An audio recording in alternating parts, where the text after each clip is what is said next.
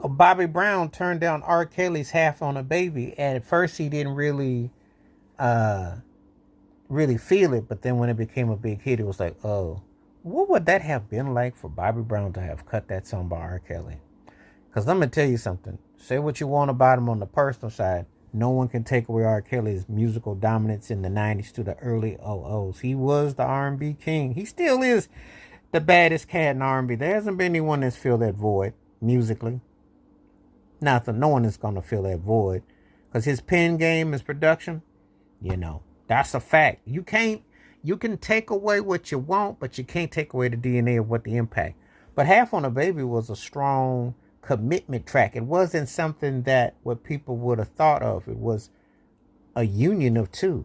If you read between the lines, it's a pretty profound song. He has some pretty profound songs on that double album, that double R album.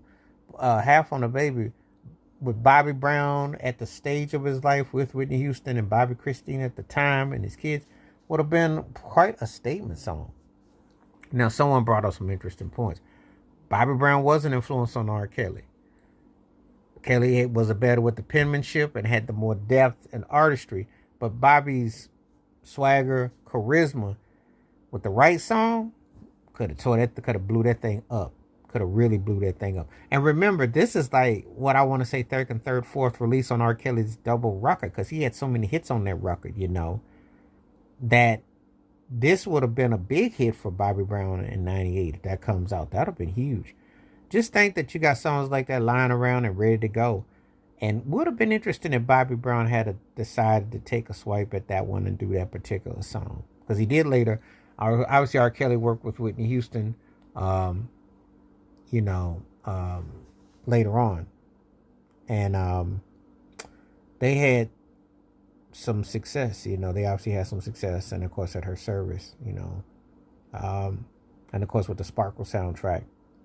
But this would have been very compelling if that, because you're talking about the bad boy of the 80s and the bad boy of the 90s. Would have been definitely interesting if they had met on this particular track. So I think that it was a missed opportunity.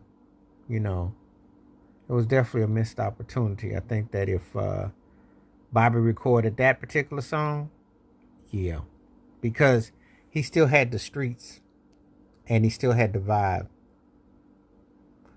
I was trying to think if I Look to You, because I was the one that, and ironically about that song, that was sitting in the can for about 10 years. I don't know why it took Clive Davis so long to finally greenlight that with R. Kelly and Whitney, because he had that thing